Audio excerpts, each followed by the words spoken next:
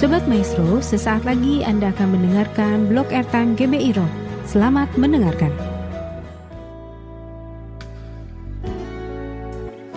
Hari ini kita akan coba melihat, merenung, mengkaji satu topik yang saya pikir penting tentang memuridkan generasi ini, memuridkan generasi. Jadi bagaimana kita terlibat sebagai umat, sebagai gereja, sebagai bagian daripada umat Allah yang ada di Indonesia terlibat di dalam pembinaan pemuridan ini. Teks yang akan saya pakai di Hakim-Hakim 2 ayat 10 sampai 16. Nanti kita akan kerucutkan ini kepada masalah bagaimana memuridkan generasi ini. Pasal 2 ayat 10 sampai 16 kitab Hakim-Hakim. Silahkan untuk membukanya. Kalau sudah dapat saya akan bacakan bagi jemaat, silakan jemaat menyimaknya. Hakim-Hakim pasal 2 ayat 10 sampai 16. Dan kita akan coba kerucutkan, kita akan terapkan di dalam memuridkan generasi. Ayat 10 katanya demikian, Hakim-Hakim 2. Setelah seluruh angkatan itu dikumpulkan kepada nenek moyangnya, ini angkatan Yosua dengan para tetua yang lain. Bangkitlah sesudah mereka itu angkatan yang lain, next generation, yang tidak mengenal Tuhan ataupun perbuatan yang dilakukannya bagi Israel. Ini kenyataan yang diungkapkan ayat 10. Ayat 11, lalu orang Israel melakukan apa yang jahat di mata Tuhan dan mereka beribadah kepada para Baal. Mereka meninggalkan Tuhan, Allah nenek moyang mereka yang telah membawa mereka keluar dari tanah Mesir. Kemudian mengikuti Allah lain dari antara Allah bangsa-bangsa di sekeliling mereka. Kemudian sujud menyembah kepada ilah tersebut sehingga mereka menyakiti hati Tuhan. Demikianlah mereka meninggalkan Tuhan dan beribadah kepada Baal dan para Asyitoret. Ini ilah yang disembah mereka. Ayat 14, maka bangkitlah murka Tuhan terhadap orang Israel. Ia menyerahkan mereka ke dalam tangan perampok dan menjual mereka kepada musuh-musuh di sekeliling mereka. Hingga akhirnya mereka tidak lagi sanggup menghadapi para musuh mereka. Ayat 15, setiap kali mereka maju, tangan Tuhan melawan mereka. Kemudian mendatangkan malapetaka kepada mereka, sesuai dengan apa yang telah diperingatkan kepada mereka oleh Tuhan dengan sumpah, sehingga mereka sangat terdesak.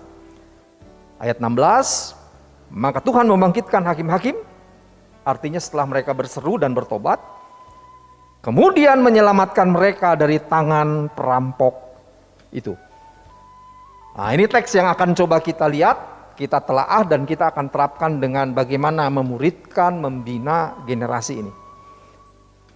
Kalau kita melihat teks secara keseluruhan yang baru kita baca, bahkan kita tidak hanya berhenti di dalam apa yang kita baca. Kalau kita mundur, bahkan kalau kita maju untuk memahami teks ini, paling tidak ada sesuatu yang sangat krusial, penting di dalam sejarah pasca penaklukan Israel.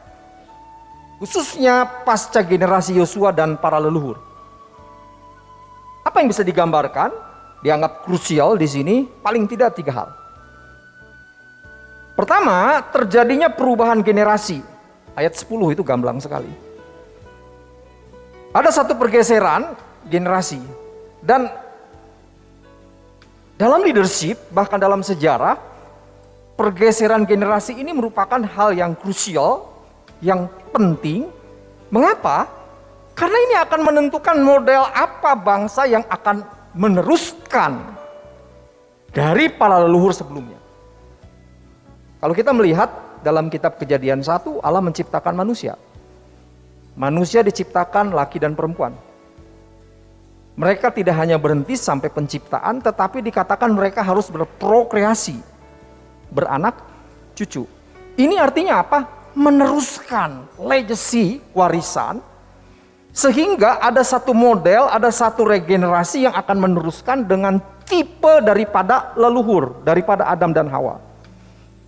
Nah, model ini akan sangat menentukan sejarah masa depan daripada keturunan ini seperti apa.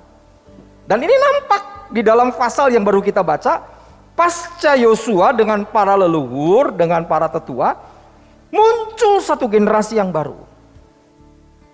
Dan ingat, generasi yang baru muncul, yang menggantikan generasi yang lama,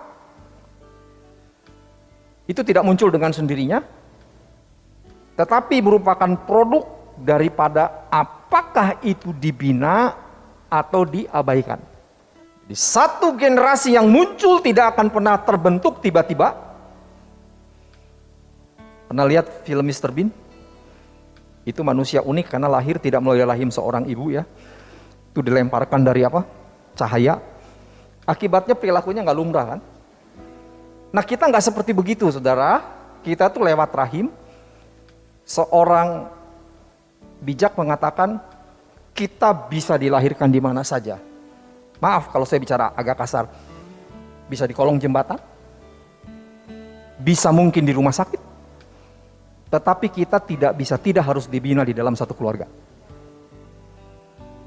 Karena itu akan menentukan model apa nanti. Nah, Israel menghadapi yang seperti begini. Ada pergeseran.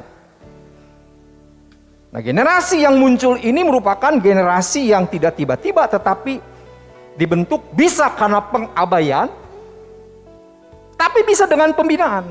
Kalau dalam zaman sekarang bicaranya itu pembinaan secara masif, sistematis, dan kontinuitas katanya begitu. Nah itu poin yang pertama. Yang muncul di dalam teks itu gak usah kita pakai keran begitu ya, lihat di teks ada tuh gamblang tuh. Ayat yang ke-10. Nah pertanyaannya sekarang, kalau ada pergeseran generasi, itu model generasi seperti apa yang selanjutnya muncul? Ini yang dalam poin yang kedua, yang butuh kita melihat secara lebih serius. Karena teks mengungkapkan poin yang kedua, munculnya satu generasi yang dituliskan oleh narator, penulis kisah dari Hakim-Hakim, itu generasi yang buruk. Ayat 10-13 itu digambarkan keburukannya. Bagaimana digambarkan keburukannya? Teks mengungkapkan katanya generasi ini generasi yang tidak mengenal Allah. Pernah kebayang gak ya, Yosua itu seorang legendaris menaklukkan tanah Kanaan. Dan itu pasti dikenal itu. Tetapi ada satu generasi yang tidak mengenal tuh perbuatan-perbuatan Allah. Baik ketika membebaskan dari Mesir, bahkan ketika berkarya lewat seorang yang bernama Yosua. Jadi generasi ini generasi yang tidak mengenal apa yang dilakukan Allah atas pembebasan mereka dari Mesir, umat Israel. Tapi tindakan-tindakan penaklukan atas Israel.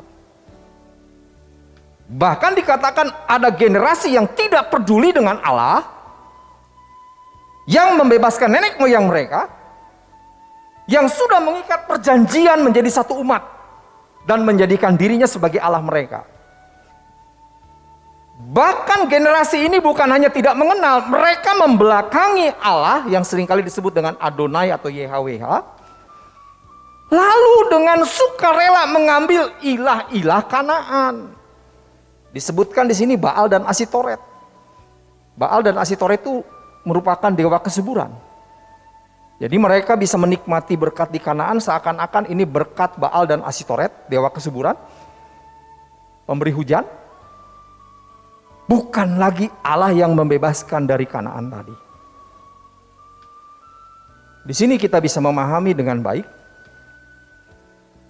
munculnya satu generasi itu karena yang pertama dibina dengan baik atau diabaikan begitu saja.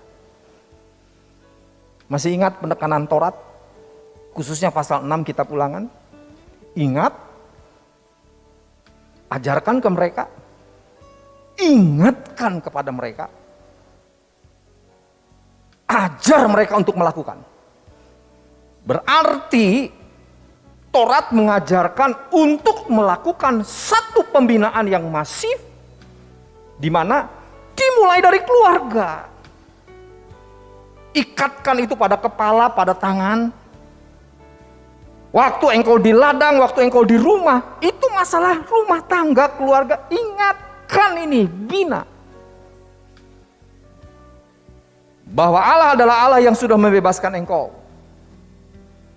Kalau satu kali muncul satu generasi yang tidak kenal Allah dengan perbuatannya, saya hanya bisa menyimpulkan satu. Berarti ada satu mata rantai yang terlepas tidak melakukan pembinaan, sehingga menghasilkan satu generasi yang tidak pernah mengenal apa yang dilakukan Allah. Nanti dalam relevansi kita akan bisa melihat, kita sebagai warga Indonesia harus terus mengingatkan anak cucu kita tentang tahun 45. Bagaimana founding father kita melakukan itu. Kalau tidak, keturunan kita akan menjadi satu bangsa yang tidak pernah memiliki kaitan dengan apa yang direncanakan dalam tahun 45. Itu sebabnya yang namanya NKRI kan harga mati. Jadi Indonesia itu bukan dari Sabang sampai Madura ya, tapi Sabang sampai Merauke. Nah, ini yang terjadi. Saya menarik pembelajaran begini. Ketika satu generasi tidak dibina, tidak ditanamkan value, jangan salahkan kalau mereka mengambil value dan nilai dari ada yang sekitarnya. Kalau kita sebagai keluarga tidak menanamkan sesuatu kepada anak kita, jangan salahkan anak kita kalau mereka memetik nilai daripada nilai yang di luar keluarga kita. Itu sebab yang namanya pembinaan itu harus dilakukan dengan baik. Dan ini adalah apa yang terjadi di dalam Israel. Mereka kehilangan pemahaman ini, sehingga mereka dianggap sebagai satu bangsa yang buruk. Hari ini dikenal dengan yang namanya corporate culture ya. Corporate culture itu semacam satu kultur yang ada di satu perusahaan, dan itu menjadi ikon. Menjadi ikon daripada perusahaan tersebut. Kalau orang umpamanya sekarang kerja di Google, orang itu akan di training sehingga pola pikirnya itu pola pikir Google. Itu corporate culture. Sehingga cara bicara, cara hidup, gaya hidup, itu betul-betul mencerminkan Google. Kalau orang masuk umpamanya ke perusahaan Sony ya, di Jepang, mereka akan diajarkan tentang masalah kultur Sony. Sehingga waktu mereka masuk di perusahaan tersebut, mereka tidak menciptakan nilai dan kultur yang lain. Itu yang terjadi. Satu kultur. Dan itu menjadi habit bagian daripada gaya hidup orang tersebut. Ketika Israel mengalami yang namanya pergeseran generasi, nampaknya kultur ini tidak diajarkan. Saya masih ingat 6 tahun yang lalu atau 7 tahun yang lalu kami melakukan diskusi pemahaman Alkitab hampir 1 tahun, belajar dari satu buku tentang Ritz-Carlton Hotel. Kenapa hotel itu menjadi hotel yang paling unggul di dunia tuh? Waktu kami pelajari, waduh cara mereka membangun kulturnya. Saya terkesima ketika satu kali, karena di sana tuh kalau parkir, itu akan ditangani oleh valet. Dan yang menarik, ada satu orang yang senang dengan minuman tertentu, waktu dia parkir, dia serahkan kuncinya. Besok pagi waktu dia mau pulang keluar dari kantor tersebut, dia terkejut karena di dashboardnya udah ada minuman yang dia sukai. Nampaknya memang dari tukang parkir sampai yang namanya OB, di training harus memberikan perhatian. Apa yang menjadi kesukaan tiap tamu. Sehingga mereka bukan hanya menjadi tamu, tetapi menjadi langganan. Dan sampai diperhatikan yang begitu. Saya bilang hebat bener yang begitu. Dan katanya diberikan dana-dana khusus untuk mereka melakukan tindakan-tindakan yang seperti itu. Nah itu kultur. Excellent. Kelihatannya Israel kehilangan masalah ini. Dan ayat 14-16 sebagai poin yang ketiga adalah sikap Allah atas generasi yang buruk ini. Apa yang menjadi sikap Allah? 2. Dia menghukum atau membebaskan. Dari kitab Yosua sampai kitab Raja-Raja, umat Israel diikat menjadi umat perjanjian. Itu sebabnya dalam kitab Ulangan, di dalam pasal 27-28 dihadapkan tuh kepada mereka. Kutuk dengan berkat. Kalau engkau ingkar terhadap perjanjian, aku akan hukum. Itu karena kekudusan Allah. Tapi kalau engkau melakukan, aku akan memberkati engkau. Dan di sini dikatakan Allah menghukum mereka. Tetapi ketika mereka bertobat, Allah membebaskan mereka. Secara gamblang, kalau saya ungkapkan, Pasal ini terjadi yang namanya pergeseran. Satu pergeseran memunculkan satu generasi yang baru. Generasi ini penting. Kalau tidak dibina, abai dalam membina, akan menjadi buruk. Dan ketika generasi ini bersikap buruk, Allah menghukum mereka. Tetapi kalau mereka bertobat, memegang kembali nilai-nilai tersebut, Allah akan bebaskan mereka. Oke, sampai di sini kita sudah memahami latar belakang daripada teks tersebut. Relasinya dengan kita sekarang bagaimana? Relevansinya bagaimana dengan kita? Saya rasa kalau kita cukup memiliki mata yang terbuka, apa yang terjadi dalam peristiwa kitab Hakim-Hakim tidak berbeda jauh dengan peristiwa sekarang. Paling tidak kalau saya berargumen umpamanya hari ini kita sedang berhadapan dengan satu generasi yang baru, bukan? Kita hidup dalam satu Z generation, bukan? Sebagai lanjutan daripada generasi milenium. Percayalah, kita sedang menghadapi satu generasi yang baru. Tetapi dengan munculnya generasi baru ini, kita berhadapan dengan perubahan masyarakat hari ini loh. Berkali-kali kita dengar bahwa kita hidup dalam satu industri 4.0 ya. Dengan society 5.0.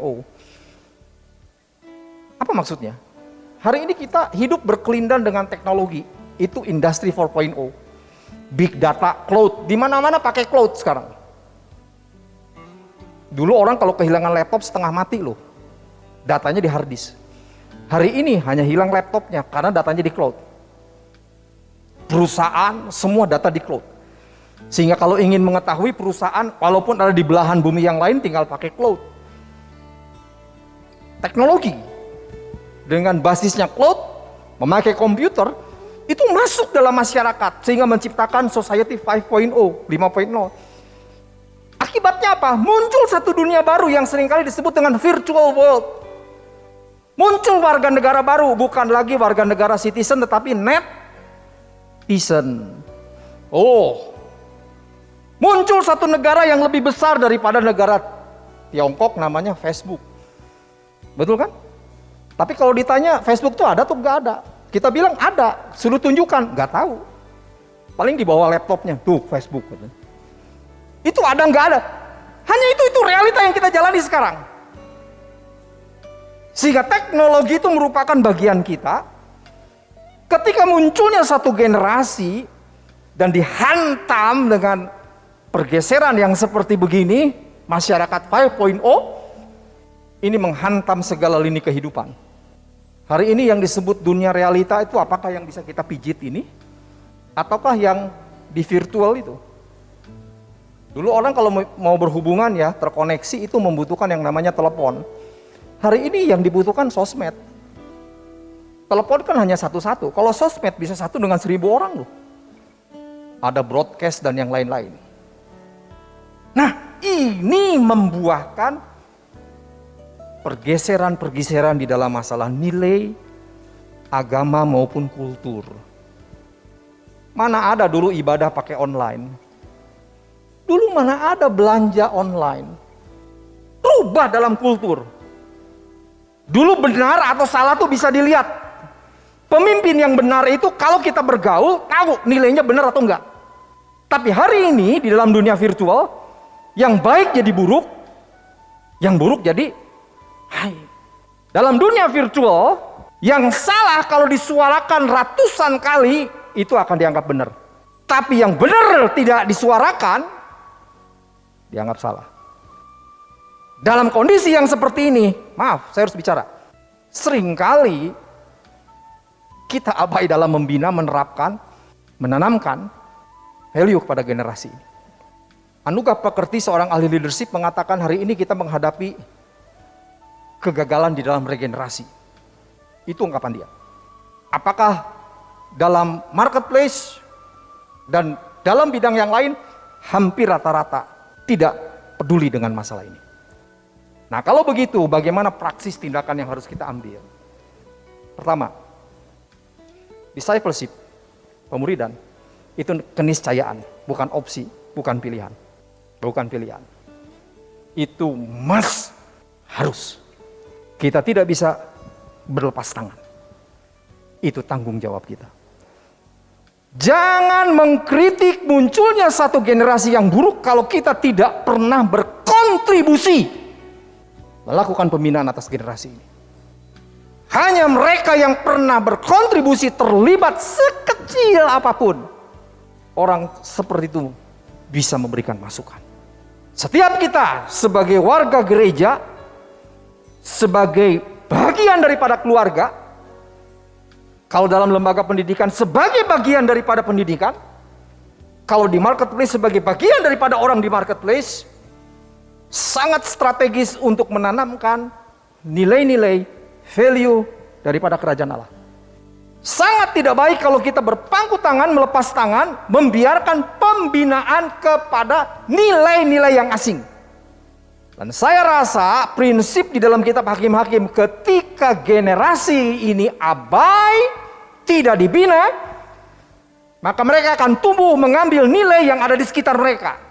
Dan kalau itu sudah mencengkram menjadi habit, kultur, korporat, kultur mereka, jangan salahkan. Dan ini merupakan bagian tanggung jawab daripada kita. Kita harus melakukan ini dengan lebih terbuka. Sehingga kalau orang yang hari ini terlibat di dalam pembinaan pemuridan, gereja yang terlibat dalam pembinaan pemuridan, yang saya maksudkan pemuridan dalam arti seluas-luasnya ya, bukan hanya melakukan dalam kelompok kecil, bukan, tetapi semua program terarah dalam pembinaan, baik dalam pujian, khotbah, kelompok-kelompok kecil, itu semuanya itu proses pemuridan untuk membangun sesuatu yang lebih baik. Jangan didefinisikan secara sempit. Karena hanya kalau didefinisikan sebagai satu kelompok kecil berarti yang tidak terlibat dianggapnya tidak terlibat dalam pemuridan. Tidak, ini merupakan satu arti seluas-luasnya. Jadi bukan opsi tetapi keniscayaan yang namanya discipleship. Kalau tidak, generasi yang aneh, yang asing itu akan muncul. Yang kedua, yang saya pikir penting sebagai praksis, pentingnya bersinergis di dalam melakukan pembinaan pemuridan. Bersinergis seperti apa? Memakai teknologi di dalam pembinaan. Saya harus bicara jujur, mimbar ini terlalu kecil dibandingkan teknologi. Bukan hanya bersinergis dengan teknologi, tampaknya butuh melibatkan kaum awam jemaat. Pendeta itu terlalu kecil untuk menjangkau dunia. Kita harus melibatkan jemaat untuk melakukan pembinaan ini. Bahkan mensinergiskan antara teori dengan praktek. Ada prinsip yang mengatakan begini, tunjukkan kepada kami, maka kami akan melakukan hal yang sama. Berikan kami teori artinya, dan tindakan, kami akan melihat, dan kami akan melakukan hal yang sama. Nampaknya hal ini yang gagal dilakukan pasca Yosua, pasca para tetua. Sehingga mereka tidak punya model, tidak punya figur, tidak memiliki pegangan, dan nampaknya ketika nilai-nilai Kanaan dirasa lebih nyaman, lebih mengena, mereka ambil. Saya pikir waktunya untuk gereja terbuka dengan teknologi. Dan yang ketiga, partisipasi. Saya pikir tidak cukup hanya memahami generasi ini, tetapi butuh untuk kita apa? Terlibat juga dalam generasi. Tanggung jawab membina generasi ini di dalam pundak kita. Terlibatlah sekecil apapun. Amin.